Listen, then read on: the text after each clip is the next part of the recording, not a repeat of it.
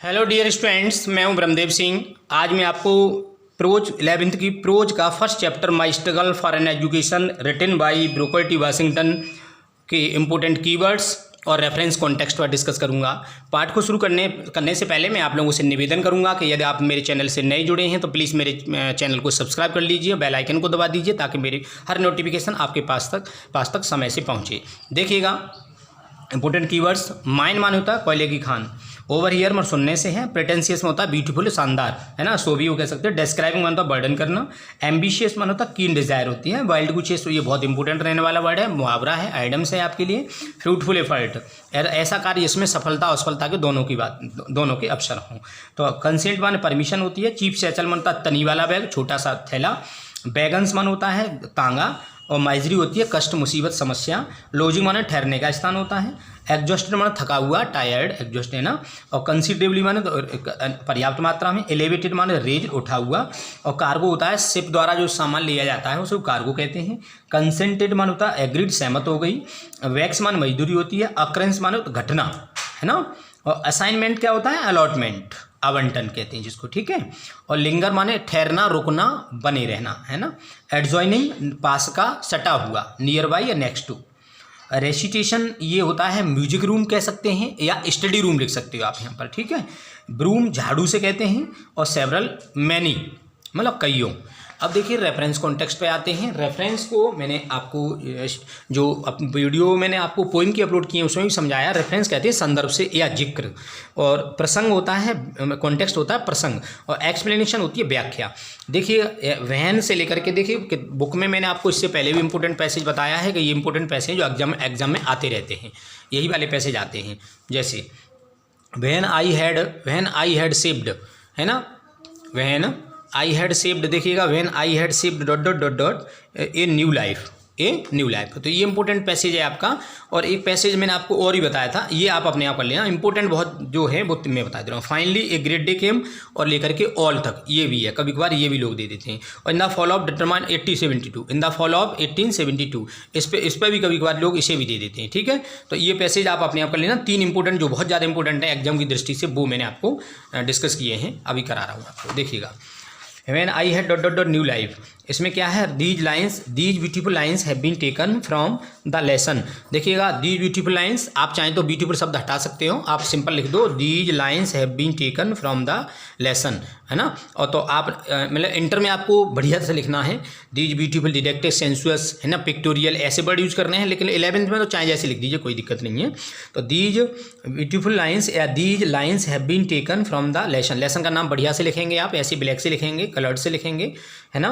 Written by, लेखक का नाम लिख देंगे यहाँ पर, ठीक है। और वो भी कलर से लिखेंगे। कॉन्टेक्स्ट देखो, कॉन्टेक्स्ट में देखो यहाँ पर क्या कहा जा रहा है। तो वो जो कहा जा रहा है कि जैसे लेखक ने पैसे कमा लिए तो आगे चल दिया, और जैसे ही उसने बिल्डिंग को देखा तो वह बहुत उसने समझा कि उसने मुझे नया उपहार दे दिया, है ना। देखिएगा बिल्डिंग से ही मतलब उस देख करके इतना पॉजिटिव था, समझ में आ गया उसकी, शायद उसने बिल्डिंग ने उसे जीवन का एक नया उपहार दे दिया है।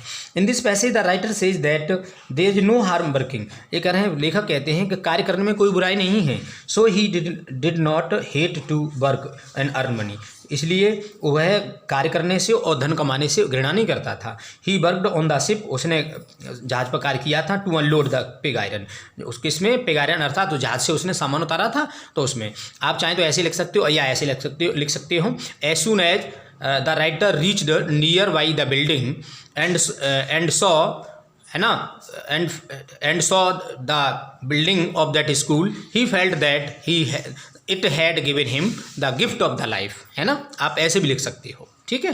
जरूर ना मैंने लिखा वैसे ही लिखोगे आप, मतलब सही होना चाहिए एग्जाम में, आप कैसे भी लिख सकते हो। देखिएगा ही सेज, एक्सप्लेनेशन देखिएगा। ही सेज, वह कहता है that he faced many problems during his journey, during माने दौरान, उसने यात्रा के दौरान बहुत सारी समस्याओं का सामना किया था। But he did not lose the courage, लेकिन लूज द करेज माने हिम्मत नहीं हारी, लेकिन फिर भी उसने हिम्मत नहीं हारी। ही रीच्ड हैम्पटन, वह हैम्पटन पहुंच गया। ही हैड 50 सेंट, उसके पास 50 सेंट्स थे, 18 रुपये, केवल 50 सेंट्स उसकी जेब में थे। He wanted to start education, वह अपनी एजुकेशन को, शिक्षा को शुरू करना चाहता था। स्टार्ट मीन्स शुरू करना चाहता था। When he saw the building, beautiful building of the school, जब उसने, है ना, बिल्डिंग स्कूल की सुंदर इमारत को देखा। जब उसने स्कूल की सुंदर इमारत को देखा तो ही बिकेम ग्लैड, वह बहुत प्रसन्न हो गया, मतलब वह प्रसन्न, ग्लैड माने खुश, ग्लैड मीन्स प्रसन्न, खुश हो जाना। ही फेल्ट, उसने महसूस किया, that it had rewarded him everything, उससे महसूस किया, इट हैड रिवार्डेड, इसने दे दिया है, इसने उपहार दे दिया है, हिम माने लेखक को, एवरीथिंग माने सब कुछ, सारा उपहार दे दिया, मतलब बिल्डिंग देखने से उसे लगा कि सब कुछ उपहार मिल गया जिसके लिए वह कार्य कर रहा था। Now he forget about his pains, और सारी समस्याएं भूल गया, सारे कष्ट भूल गया, which he faced on the way, जो रास्ते में यात्रा के दौरान उसने, विच माने जो, ही माने लेखक ने, फेस्ड माने झेली थी, ऑन द वे माने रास्ते में, तो यात्रा के दौरान जो उसने समस्याएं झेली थी वो सब कुछ भूल गया। तो कहते नहीं सफलता मिल जाती है, सारी समस्याएं व्यक्ति भूल ही जाता है। मंजिल अगर मिल जाती है व्यक्ति को तो दर्द नहीं सताता है ना। तो देखिएगा, आपको मैं कोटेशन नहीं दे रहा हूँ क्योंकि 11th के बच्चे हैं ना, बीच में वैसे कोटेशन डालता हूँ मैं। I was one of dot dot dot our past, reference देखिएगा, दी ब्यूटीफुल लाइन्स वैसे लिख देंगे जैसे ये लिखा है, आप रेफरेंस आप बिल्कुल वैसे ही लिखेंगे, ये वाला रेफरेंस लिखा है ऐसे ही आप यहाँ पर रेफरेंस दे देंगे, फिर भी मैंने थोड़ा सा लिख के बता दिया, ठीक है।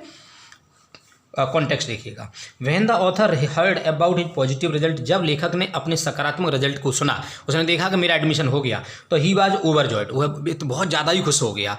His work pleased the principal very well, है ना, उसके कार्य ने प्रिंसिपल को बहुत ज़्यादा प्रसन्न कर दिया, जो प्रिंसिपल थी उसके कार्य से बहुत खुश हो गई और उसने कह दिया कि तुम्हारा एडमिशन हो जाएगा, है ना। एक्सप्लेनेशन देखिएगा, hearing the words of the principal, hearing ये पार्टिसिपल लगा दी मैंने आपको, हियरिंग माने सुनकर, hearing the words of the principal के शब्दों को सुनकर के, ही कॉल्ड हिमसेल्फ, ही माने लेखक, कॉल्ड माने पुकारा, हिमसेल्फ माने अपने आप को, लेखक ने अपने आप पुकारा, the happiest man of the world, संसार का सबसे प्रसन्न चित्त व्यक्ति कहा उसने अपने आप को, दुनिया में मुझसे ज़्यादा कोई प्रसन्न चित्त व्यक्ति नहीं था। He cleaned the study room with full devotion, उसने, है ना, ही क्लीन, उसने सफाई की, स्टडी रूम मैंने बताया था काव्य पाठ का कमरा, तो उसने काव्य पाठ के कमरे को बड़ा ही डिवोशन से, फुल डिवोशन से साफ किया। और he felt it like an exam of competition, उसने इसे क्या समझा कि हमारी एक कंपटीशन की, है ना, प्रतियोगी परीक्षा थी, इसे प्रतियोगी परीक्षा माना उसने, ना, कंपटीशन। ही से जो है कहता है that it had the best examination, है ना, कि it was the best examination, उसने कहा, क्या कहा, ये सबसे बेस्ट एग्जामिनेशन, सबसे बढ़िया एग्जामिनेशन थी। बिफोर इट, इससे पहले he had passed many other examinations, इससे पहले उसने बहुत सारी परीक्षाएं पास की थी, but it was strange one, लेकिन ये कुछ अनोखी, स्ट्रेंज वन माने एक अनोखी परीक्षा, है ना, एक अनोखी, वन के लिए एग्जाम के लिए आया है, और लेकिन यह कुछ अलग ही अनोखी परीक्षा थी। To sweep the recitation was his chance to be a student of the school, तो कह रहे हैं कमरे की रेसिटेशन रूम की सफाई करना उसके लिए अवसर था, क्या, उस स्कूल का छात्र बनने के लिए, तो कमरे की सफाई करने का मतलब था उस स्कूल का स्टूडेंट हो जाना या उस स्कूल में प्रवेश ले लेना, ठीक है, समझ में आ गया होगा, ठीक है। अब तीसरा देखो बेटा, I must have dot dot dot dot, है ना, my head, I must have, दो देखिएगा, आई मस्ट हैव, ये एक्सप्रेशन देखो डॉट डॉट माई हेड, एक एक्सप्रेशन ये है, कभी बार यहाँ से भी दे देते हैं, देखिए, I must have dot dot dot dot, और देखो ओवर माई हेड, ये भी इंपॉर्टेंट पैसे हमें सीख देता है कि लेखक ने कितने कष्ट उठाए, रास्ते में बेचारा जमीन पर सोया था, है ना, और झोला, जो उसका पास जो झोला था, थैला था, वो उसने क्या कर लिया था, तकिया की जगह लगा लिया था, तो ये हमें काफ़ी इंस्पायरेशन देता है, ये पार्ट बहुत अच्छा, ये मतलब ये पैसेज बहुत अच्छा है इस पार्ट का, देखिएगा। और ये दो इंपॉर्टेंट हैं जो भी मैंने आपको डिस्कस कर दिए, देखिएगा। रेफरेंस देखें, एज अबव लिख देंगे, रेफरेंस एज ऐसा ही लिखेंगे, इस तरह से आप रेफरेंस लिखेंगे, ये वाला पे रेफरेंस है, वैसा ही आप यहाँ पर रेफरेंस लिख देंगे, ठीक है, समझ में आ गया बेटा। आगे देखिए, कॉन्टेक्स्ट में थे, द राइटर से, लेखक कहता है that he was very tired, वह लेखक बहुत भूखा था, थका हुआ था, हंग्री था, एंड वीक और कमज़ोर था। जब लेखक वहाँ पहुँचा तो कह रहे हैं, जब वहाँ तो पहुँचा ना रिचमंड में, तो कह रहे हैं बहुत थका हुआ था, भूखा था, है ना, और कमज़ोर भी था। व्हेन ही रीच रिचमंड, जब हुआ कहाँ पहुँचा, रिचमंड पहुँचा, जब रिचमंड पहुँचा तो भूखा भी था, थका हुआ भी था और कमज़ोर भी था। He slept on the footpath, वह कहाँ सो गया, फुटपाथ पर ही सो गया। बिकॉज लैक ऑफ मनी, किसके, बिकॉज है ना, because of lack of money, ठीक है, because of lack of money, तो किसकी, लैक ऑफ माने कमी के, बिकॉज ऑफ माने के कारण, लैक ऑफ माने कमी, मनी, तो धन की कमी के कारण वह कहाँ सो गया, जमीन पर ही सो गया। He slept on the footpath, है ना, due to lack of money, यहाँ पर बिकॉज ऑफ ना लगाएं तो ड्यू टू भी लगा सकते हो, DUE, ड्यू टू में लिखे दे रहा हूँ, due to lack of money, किसकी वजह से, है ना, रुपयों की कमी की वजह से। ही कुड नॉट स्लीप, लेकिन वह पूरी रात सो नहीं पाया, because he kept on hearing the Trump of feet, the sound of feet, ये लिख सकते हो, मैं बोल रहा हूँ तो, है ना, लेकिन बड़ी हो जाएगी, कॉन्टेक्स्ट बड़ा हो जाएगा। ही कुड नॉट स्लीप, और सो नहीं पाया, बिकॉज, क्योंकि ही kept on hearing the sound of feet, वह पैरों की आवाज़ सुनता रहा, है ना, खटखट की आवाज़ हो रही थी, कहाँ सो पाता। ठीक है, आगे देखिएगा, आप अपने हिसाब से भी लिख सकते हो, जरूरी ना है कि मैं करूँगा वैसे ही, आप केवल ये इस तरह से बेस है, आप ऐसे चाहे लिख सकते हो। ठीक है, एक्सप्रेशन देखिएगा। व्हेन ही रीच्ड रिचमंड, जब वह लेखक रिचमंड पहुंचा, ही वाज मनीलेस, वह है ना रुपयों रहित था, अर्थात उस पर धन रहित था, रुपए नहीं थे। He did not know any one there, वहाँ पर किसी को नहीं जानता था। He kept on walking in the streets, वह गलियों में टहलता ही रहा। देखो कैप्ट ऑन का प्रयोग ले लिया, कीप ऑन गो ऑन, है ना, 10th में आपने पढ़ा होगा। ही केप्ट ऑन वॉकिंग, वह टहलता ही रहा, इन द स्ट्रीट्स माने गलियों में, है ना। अगर ये प्रयोग आपको नहीं आते तो कमेंट बॉक्स में आप पूछेंगे, तो मैं आपको ग्रामर वाली पोर्शन में पढ़ा दूंगा। ठीक है, तो वह गलियों में टहलता रहा। He was very hungry, HUNGRY, देखो यहाँ रह गया लिखने के। ही वॉज वेरी हंग्री, वह बहुत भूखा था। टायर्ड, थका हुआ था, है ना, थका हुआ था।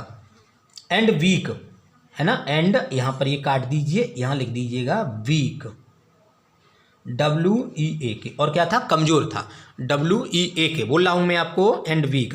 तो हंग्री था, टायर्ड था, और WEAK, वीक, कमजोर भी था। But he did not lose courage, लेकिन LWSE, लेकिन उसने हिम्मत नहीं हारी, लेकिन उसने हिम्मत नहीं छोड़ी थी। मतलब उसने सब कुछ था, थका हुआ भी था, गंदा भी हो रहा था, नहाया नहीं था बहुत समय से, तो मतलब लेकिन हिम्मत नहीं हारी। तो मतलब कहते हैं समस्याओं को देख करके कोई हमें डरना नहीं चाहिए, है ना। समस्याएं तो आती हैं कुछ सिखाने के लिए, है ना। ही ले डाउन, वह लेट गया, है ना।